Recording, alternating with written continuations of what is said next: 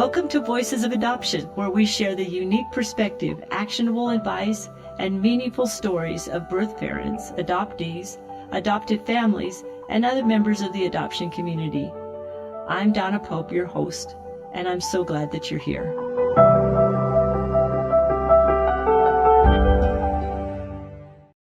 Hello, and welcome to this episode of the Voices of Adoption show. I'm Nathan Gwilliam, and I'm here with my co-host, Donna Pope. Today, we are interviewing Julie Ryan McGue. Julie is an author, adoptee, and speaker whose life was forever shaped by her identity as an identical twin, adopted through a closed adoption. She was raised in a blended family of adopted and biological siblings.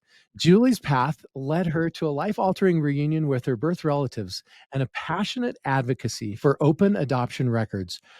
She has written 3 books now. I'm looking here on Amazon, and we have one called Twice a Daughter, A Search for Identity, Family, and Belonging.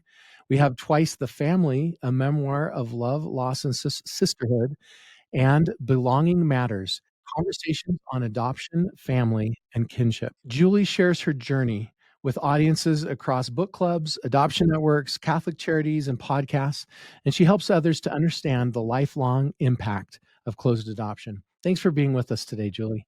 Thank you. I'm thrilled to come. Well, we're so glad to have you. We're just thinking, Julie, just start out, if you wouldn't mind, just telling us your story about your adoption, anything you can. Okay. Well, I'll start off with the first book, which is Twice a Daughter. That one is a what's called a quest memoir. And what happened was at 52, I was sent for a breast biopsy, and my husband and I had a long discussion about that. And he said, it's really time for you to figure out your adoption history if you can. I'm from the closed adoption era, which meant I grew up not knowing anything about my background, and with no access to it, no exchange of information with any birth relatives of any sort. I was, however, adopted with my twin sister, which it was a firm policy of Catholic charities, and we were placed in the same family. That breast biopsy led my twin sister and I on a path that took 5 years to access records, find our birth father and mother. And in the end, we ended up finding a lot more out than we bargained for. We found out that we were Native American, which I never would have guessed. I present as Irish, Scotch Irish, which is really my birth father's side of the family, but he also has Chippewa Indian in there. So that was a big surprise and a big identity buster. Still trying to get my arms around that one. But in the end, we did find some half siblings that we didn't know we had. And I don't want to spoil the story for any of the listeners that want to read the book, but my brother was a lot closer than anybody would have ever realized. And he's become a really good friend. And my half sister also lives in the Chicago area, which is where I'm from. And I have a nice relationship with her too. So going on that journey with my sister, twin sister, I couldn't have done it without her. We literally held our hands and crossed the finish line. And there were some really ugly moments, a lot of doors that were closed, a lot of rejection. My adoptive father was in favor of us embarking on the journey, but my adoptive mom was not. So there was a lot of conflict, and it makes for a great story. And then that book springboard into other things. I was blogging about adoption and reunions and birth relatives, and made a collection of essays which formed Belonging Matters. And then I speak to a lot of book clubs, and some of the readers had this fascination about what it was like to grow up as a twin, an identical twin, in a family that was 3 adopted kids and 3 biological kids. So Twice the Family is the story of that journey from birth all the way through the birth of my first child. and that came out in February. That was super fun to write because there's a lot of holes in my memory, and I had to sit down and consult with my sister and my mom, my adoptive mom, and some family secrets were divulged, which nobody knew anything about until those little conversations with mom. So it's really been super fun to get that book out and talk about unearthing my mother's secret, but also writing those other family stories. It's a true coming of age memoir. So let's go back. I mean, this is an amazing story here and amazing things that we can pick up on. Let's go back and start with your birth mom. What do you know about her thinking when she was pregnant and what led to her making the decision to place for adoption? Well, I'm in constant contact with her, so I know her whole story, and it is so typical of the women in Ann Fessler's book, The Girls That Went Away. She really was one of those women from rural America that took a train and went to a different city and signed up with Catholic Charities. She was with a friend. She never told anybody in her family that she was pregnant. She had a relationship with a coworker. He didn't want to marry her. And so she was literally left to figure it out on her own.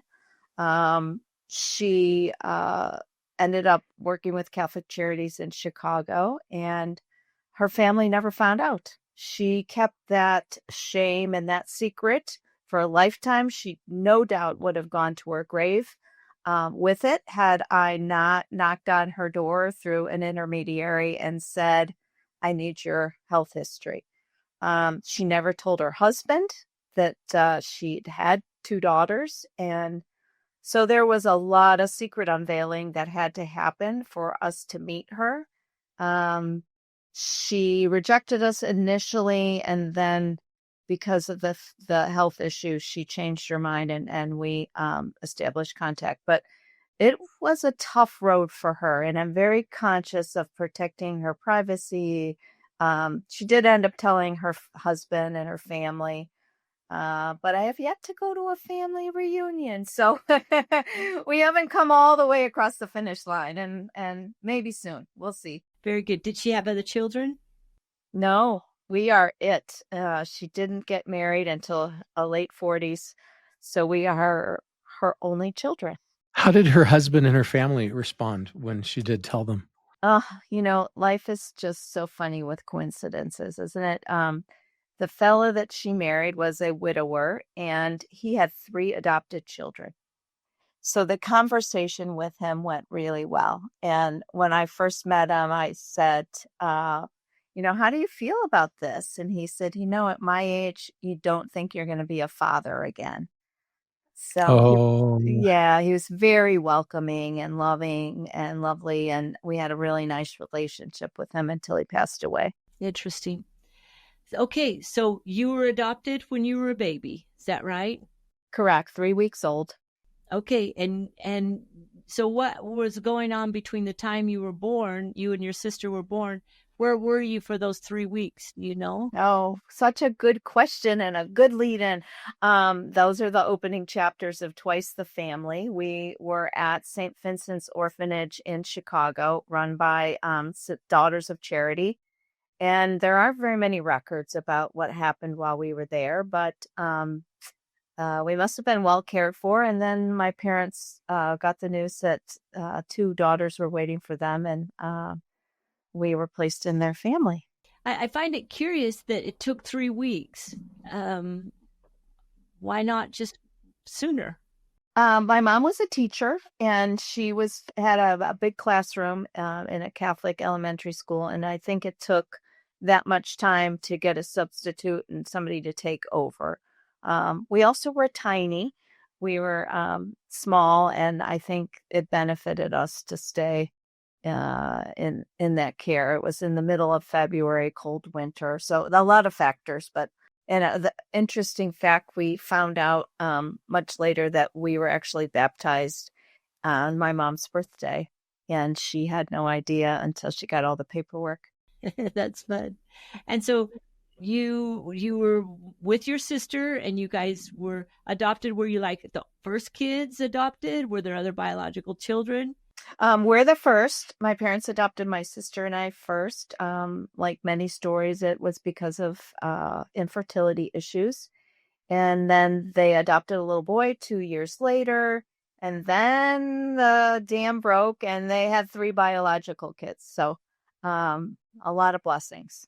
And one of the things people often worry about in mixing biological children and adopted children, did you ever feel a segregation or did you feel as loved as any child? Well, there's a lot of answers to that question. The first basic one is yes, we always felt loved and treated the same. We had the same punishments, the same allowances. But with being the oldest, there was status that was, afforded us. We had a lot of responsibility and there's a curiosity about twins. So we always felt very special for those reasons.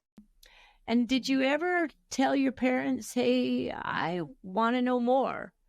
Not until you were 52.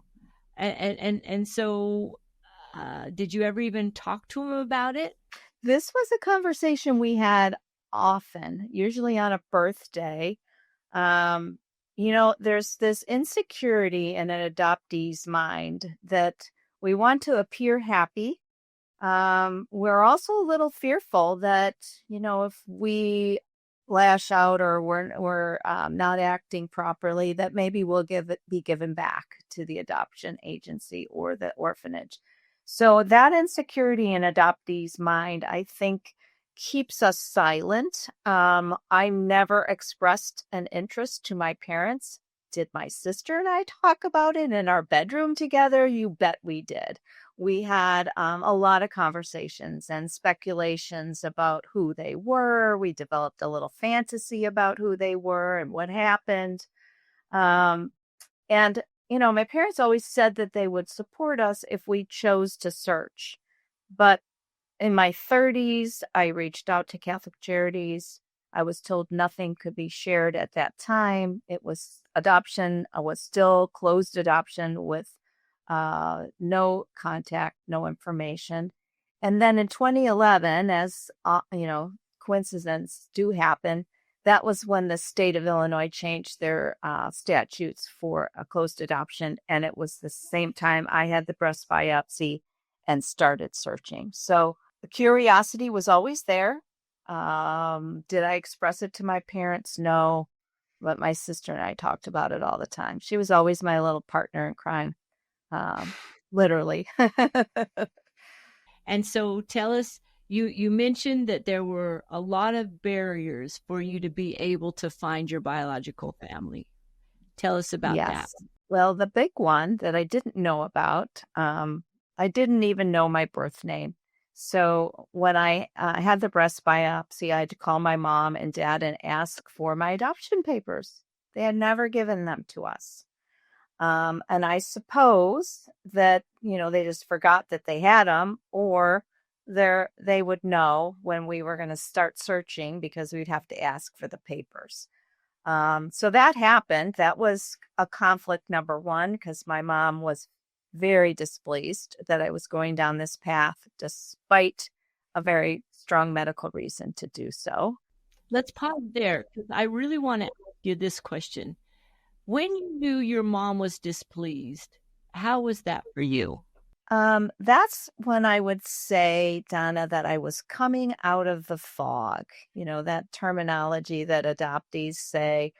I'm realizing the situation I'm in, and I'm starting to become aware that I have rights, particularly because I have 4 children, that my health also affected their health, and my right to information and access to information.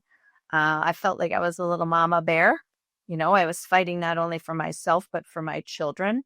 And so I was irritated with my adoptive mom that she was becoming an obstacle to something that everybody has access to, and that I didn't. So coming out of the fog for me was developing this angry adoptee voice, which I think is in a lot of literature. And so I got a little righteous about that. And we had quite a rift in our relationship for a while. And there is a chapter in Twice a Daughter where I admit to having found my birth mom and met her. And she says, I don't want that woman in my life.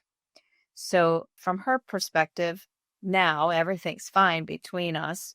But it took a while. We had to work out some issues between us. Her role, she fought so hard to become a mom, then to adopt, and then to have biological kids. Her role was threatened by my birth mom, even though my birth mom lived states away, didn't want to threaten or interfere, but my mom felt threatened. And I do credit my father, my adopted dad, for kind of working with her and getting her calmed down about that. They did eventually, my birth mom and adoptive mom did eventually write letters back and forth to each other, but they have never met. And they're both still alive at 92. They're both 92 and they're both still alive. If you were to give advice, let's do both advice to adoptive families, particularly adoptive moms, and advice to the adoptees. Now, let's start with the adoptive mom. One of the things that happened to me when I was in this rigorous search was my birth mom had rejected my sister and I. And I reached out to Catholic Charities in Chicago and talked with a social worker. So that's my number one recommendation, is to talk to a social worker who's very familiar with these issues surrounding adoption. I also entered post-adoption peer counseling. It was a group with adoptees and birth parents and adoptive parents. And so sitting around a table with a social worker, talking about the issues everybody was facing, long delayed searches, rejection, reunion, which was, a beautiful thing. We talked about all of these issues quarterly. And those conversations were so impactful to me in understanding not only my adoptive mom and her stance, but also my birth mom and where she was coming from. It also was tremendously supportive to be in the same room with adoptees who were facing the same thing. And it was very bonding. I would definitely recommend any kind of meeting with a social worker or a support group to really help with all the issues that come with adoption, search, and reunion. And you were able to go to those meetings. Did your mom? It was something that I wanted to do by myself. I never asked her to come. She has come to a lot of things with me over the years, book talks, other events, but she did never come to that counseling session. I think I needed it for me to assimilate and figure out how I thought about things. I did take note, though, that there were adoptive parents there sitting with their child, their adoptive child, supporting them and feeling all the emotions that their child, an adult child, was feeling. And, not everybody buys into search and reunion, but the parents that were supporting their children, their adult children, I thought was a wonderful thing. And I was envious of it, for sure. Yeah, I can imagine. I mean, as an adoptive mom, I can relate to the fear that comes of the thought of losing your child, the fear of losing your role, the fear of not feeling good enough. I get that. At the same time, we hope that people will gather from this the importance of kind of moving past that fear and allowing their children to search, to do what they need to do to find the information. Yeah, I agree with you. I was never looking for a replacement because I had a good relationship with my mom.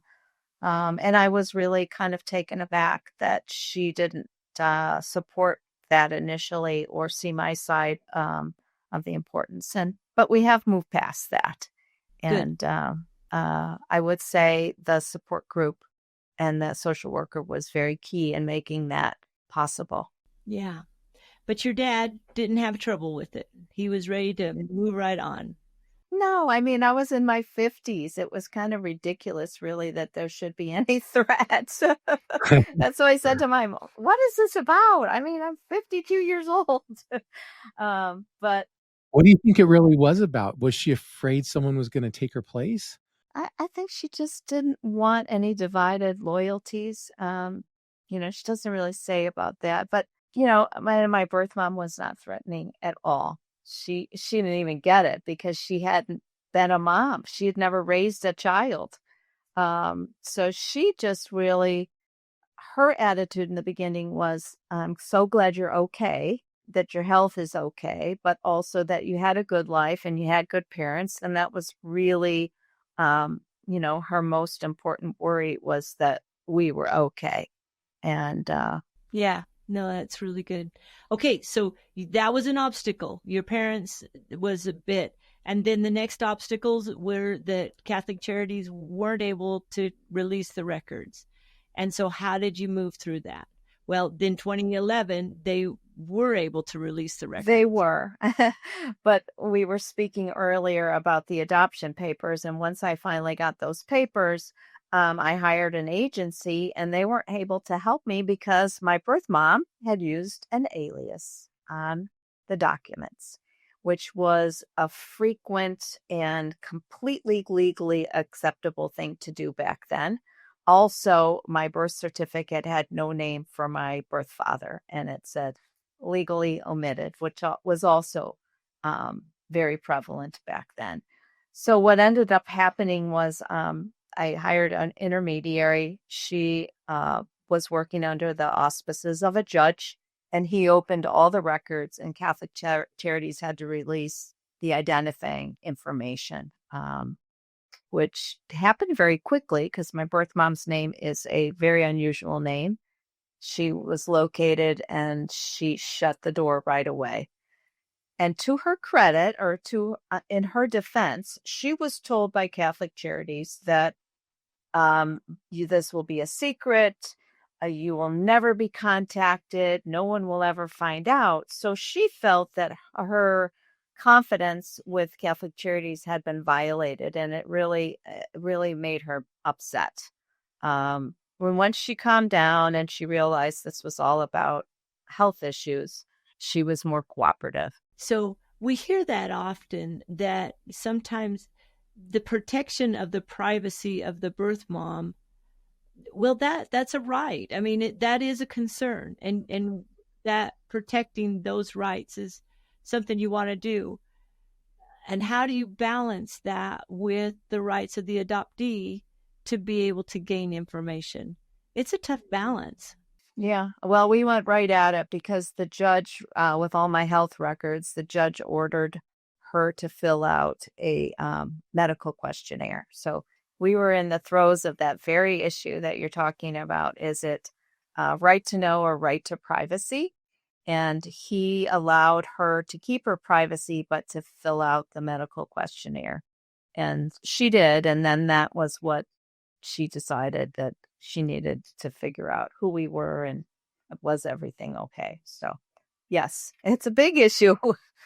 And so if you were to ask her right now, are you glad you made that decision? What would she say? She has told me many times that she's very relieved. It brought back a lot of bad memories of things that happened with my birth father. But she is really relieved and, in a sense, healed from some of the journey for having met us and shared information and having a relationship with us. I want to go back to the expectations that were there, and I'm just trying to think through if there's any better way that could have been handled, but it probably couldn't have, because you probably wouldn't have opened the door. I'm wondering if there was some way for an intermediary to come and give it, but if an intermediary had gotten involved and helped soften the blow with her and give her, she still wouldn't have had a choice, and she still probably would have said no. and you still wouldn't have gotten your information. Right. And there was an intermediary involved. But the rigors of the program, the confidential intermediary service in Illinois, meant that they could only send her an outreach letter. And then it was up to her to call the intermediary to have a conversation about what this was all about. She chose not to do that. She just sent a letter back and said, no. And then it was up to her later, 6 months later, she called the intermediary and said, I want to talk about this now. And then the intermediary was so skilled that she turned some questions into, well, let's start a little letter writing campaign. And you can write your daughters a letter and share some pictures, if you will. And then that snowballed into, let's talk on the phone and let's meet. So the intermediary was very skilled, very, very adept at moving things along and counseling both sides, my sister and I, and our birth mom. So ultimately, she did get to choose. And I like that there was some choice involved on her side. I realize she has rights of privacy, and I'm not taking anything away from that. Now, coming to the other side, a little bit taken back when you talked about your rights. And I've been thinking about this because when you talked about, I have rights, I have health, I need health information. And obviously that's true. I support that completely. I think you have a lot more rights than that. I don't think your rights are limited to health information. Like it feels like it's such a deep right inside of us to kind of know who we are and know who we belong to, you know. What other rights in addition to health rights do you think you have? And I'm not judging or in any way. I'm just curious about the conversation. No, here. I think where I get the most worked up about this issue is there's this whole period of time in the closed adoption system where this is shut down, and Illinois was one of the first states to open their records. Other states have opened their records now. There's maybe 16, 17 states. And the rest of them are still closed. Then you have in the 1990s, open adoption becoming the popular way to adopt a child. And there is exchange of information, conceivably, if that's what both parties agree, between the adoptive parents and the birth child. So you have this whole section of history that has no access, and now all of a sudden you have access. So rectifying that error or that mistake is part of what Right. I get upset about. Is why is my generation, this older group, why are we still stuck with no access to information when we have younger people that know their birth parents' names? They can write a letter to them, they can talk to them on the phone, they get a birthday card. Why are they special and we're still stuck in the dark ages? Yeah. So the access to information should be the same. There should be some going back and factoring in. If we give this to this group, we gotta fix this for these other people too. And that still has not happened. And I love how the groups are trying to get in and balance the rights and say, okay, but even though they have a right to privacy, can we at least reach out and give them a choice and give them a chance and try to, so that we can get as many of them as possible to choose to come over and open a relationship. I love how that's being done. It sounds like at the beginning, Chicago or Illinois wasn't open, couldn't do very much in the form of confidential intermediaries. Has that changed? Can they do a lot more now? Well, the confidential intermediary service started in 2011, so they're very active with fixing, trying to make contact with people and exchange information. And it's really like there's some adoptees that only want to know basic things. They don't want a relationship. And so the confidential intermediary helps with that too. Okay, you just want background information. You just want medical history and you don't need any contact. And then what opens all of this up is access to DNA.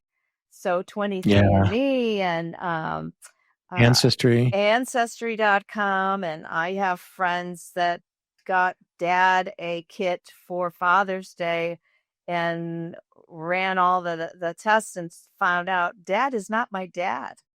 So, and how about that? Like a good, you're trying to do a favor and open up all sorts of information. Then you find out mom has a little secret, or mom didn't know who the father was. So, there's good and bad with all of that. And some people are jumping the line, let's call it that, and without any kind of counseling. And I think that's dangerous too, because I think that you Agreed. do need some counseling when you contact somebody for the first time that has had this secret for a lifetime, that they're maybe going to shut you down. And how are you going to react to that? Do you have some skills, some coping strategies Yeah. around with rejection, or, oh yeah, let's meet right away at the mall, and then the whole family's there and you just wanted to meet one person. So there's a whole lot of issues around the DNA access. It never helped me. I didn't have the proper names until the confidential intermediary figured those out for me. So I couldn't even use the service. I was matching with third and fourth, fifth cousins. And I was like, I don't know That which wasn't very side you're helpful. from. You're either from my dad's side or my mom's side. I don't have any idea. But now I do. Now I match with first cousins, which is exciting. The database is growing. There's people that are open to it. And, that's another conversation. I think the next generation, so I have a bunch of first cousins that I've met, which is exciting. The baggage is not with the first cousins, though. They're Yeah. not, they're like, wow, here's these really two cool cousins, and they're twins, and twins run in our family, and let's invite them to the reunion. And the aunts and uncles are like, oh, wait, we have to talk to her, the birth mom, to see how she feels about that. So there's no baggage with our generation with the cousins, but still with some of the aunts and uncles, especially because of faith-based issues. What do you mean by that? I think Catholicism, because I was raised a Catholic and my birth mom was a Catholic. There's just a lot of silos with that religion, and premarital sex. There's some shame around that still for my birth mom, and I think some of her siblings are shaming her still about that. That's another one of those obstacles that have to be put through. Yes. One of the important things that you said that I think we want to stress again is, as somebody begins to start on this search process, not only do they have to have these conversations with their parents, but that adopted them, but getting counseling with somebody who can walk through what might happen. Now, if the parents are on board, they can kind of help guide that. That would be really nice. If not, sometimes you have to reach out and find other people that can help with that. Another huge benefit of that confidential intermediary that I've seen in a huge percentage of cases is it can give the other side a chance to process it before they give a response. Right. Sometimes it's so shocking. Sometimes a birth father thinks that you want child support from him or something, that you're coming after his money. Sometimes it just takes people a little time to process. And if the adoptee shows up, without any time to process, sometimes there's a rejection that can be avoided if that person is allowed a little bit of time to process. Yeah, I wish my birth father, he had 4 years to process the fact that I was in reunion with his son and daughter, and he never changed his mind and ended up So have you passing ever met away. him? Have you ever No, he met him? passed away. He passed away 4 years after I reached out to him. So, his life was complicated, and it just wasn't something that interested him. And I think that's, one of the pitfalls. You have to be prepared for that, that rejection. I would have liked to have met him. I don't think ultimately it made any difference in my life because I had a great adopted dad, who I just adored. And so I wasn't really looking for adding to that experience, but it was a curiosity for sure. Yeah. My there's a chapter in my book, Twice a Daughter, about how I figure out that I found the right man. And he turned out he had played college football. And I accessed some alumni magazine and figured out that it was him. But my son was also playing college football. And the two in football jerseys looked so remarkably alike that there was no doubt in my mind I found the right guy. Yeah. How interesting. That's really interesting. So you mentioned demystifying adoption. Address that just a little bit more. There is this belief that adoption is a beautiful thing. And I think that it was for me and my sister. We had a great experience. It is not a beautiful thing for everybody. Not every adoptive parent looks at, treats their adopted child the same. So I don't think it's a completely beautiful thing. And I believe that statement doesn't take into account the confusion that an adoptee has in their mind about where they came from and where they belong. That sense of identity is a tough thing. I came from these people, but I live with these people. And so it is a beautiful thing, but it is a very confusing thing, and it's complicated. So putting that little label on it doesn't feel right to me. So one of the things you've tried to do is, let people share their story, let them struggle with their identity. And so would you agree that that's something that, every adoptee should have the option to do or the opportunity to do? And to do that, we can do podcasts like this. It Right. is one thing that Write we want books. to write books, have counselors who are trained in these kind of issues and work with them. So if you gave recommendations to adoptees, what would it be? Don't nullify the fact that this is bothering you, that you're unsettled by this. Don't accept that, yes, adoption is a beautiful thing as the blanket over everything. The underlayment, the sheets, if you will, the mattress. There's other issues there. Look into them, satisfy your curiosity, and then decide for yourself how you feel about everything. And I think one of the things that happened as a result of finding my birth mom and dad and just knowing who they were and what that was all about, I felt so much better. I felt like I was right in having gone down this path to figure it out. I think the timing was perfect. I was not ready as a teenager or a 20-something. Probably ready in my late 30s, but I knew I couldn't access the information. I would caution younger adoptees to really do a lot of reading, go to a lot of support groups, get involved with some of these Facebook groups, and really make sure you know what you're doing before you make that contact. Because I think the rejection for someone my age, I have tools to deal with that. Whereas I think younger people, maybe they haven't had a lot of bumps along the road, and they're not going to know how to deal with somebody saying, no, I don't want any contact with you at all. And for you, you mentioned a couple of times how important your twin sister was through this process. Talk about that. And also, how does she feel? As the more adoption groups that I was involved in and people that I speak to, I know really that it was a tremendous privilege to have been raised with a full sibling. Hardly anybody gets to do that. Certainly out of foster care families adopt full siblings, and that works. But to have been raised with somebody, I mean, I only had to look over there to say, I look like her. And I think most adoptees grow up with this innate desire to say, well, who do I look like? Who do I take after? Am I athletic because my birth father was athletic, or am I athletic because my birth mom was? We want to know where all those traits and characteristics come from.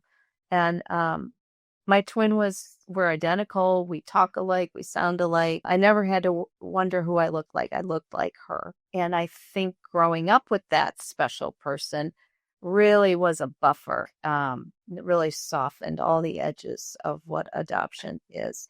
And funny coincidence. So having written the first book in 2021 and being, out on social media or whatever, I have been contacted by 5 sets of identical twins adopted through Catholic Charities.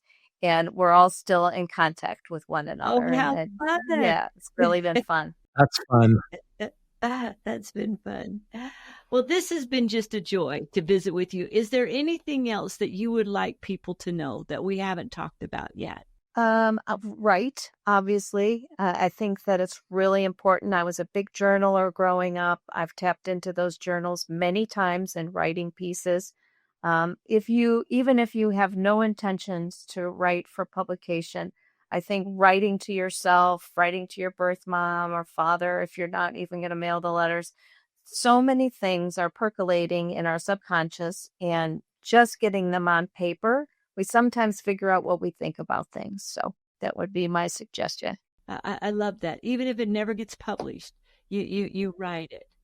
Nathan, any other thoughts you have?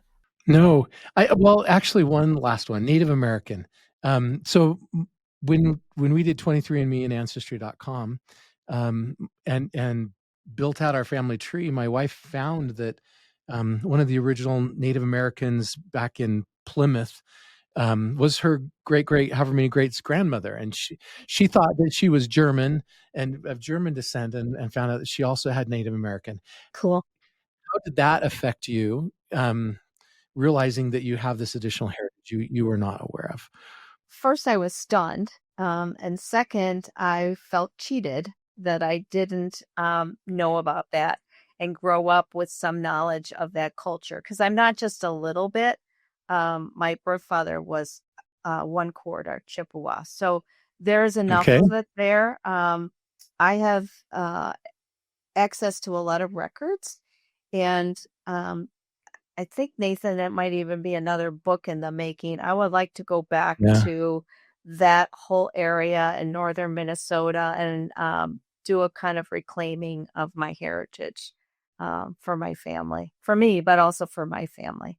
As this adoption reunion is part of discovering who we are, I think that ancestry would do a lot of the same thing for you too. The deeper you go into that and the more you discover, we've been able to do a lot of that. It fills a lot of that in me too, to that kind of figuring out who I am through the people that went before me. Thank you so much for being on our podcast, Julie. Thank you for having me. I'd like to visit with You you. made it seamless. Thank you. Thank you for listening to Voices of Adoption. I'm Donna Pope. And I'm Nathan Gwilliam.